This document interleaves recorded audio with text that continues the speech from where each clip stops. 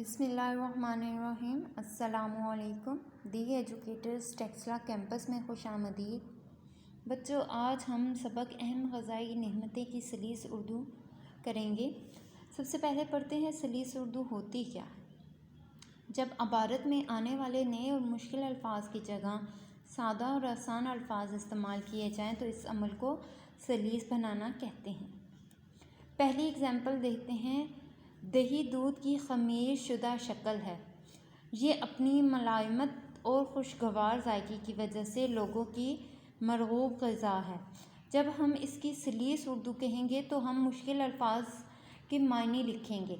آپ دیکھ سکتے ہیں کہ مشکل الفاظ کے نیچے خط لگا دیا گیا ہے۔ اس سے ہمارے لیے آسانی ہوگی سلیس بنانا، ان کے معنی لکھنا۔ جب ہم سلیس بنائیں گے اس کی تو اس طرح سے ہوگا۔ دہی دودھ کی جمی ہوئی شکل ہے۔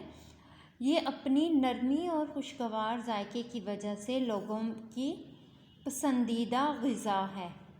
بچوں، امید ہے آپ کو اس ویڈیو کے ذریعے سمجھ آ گیا ہوگا کہ سلیس اردو ہوتا کیا ہے۔ تو اب بآسانی آپ اپنی کاپیز پہ یہ کر سکتے ہیں۔ شکریہ۔ اللہ حافظ۔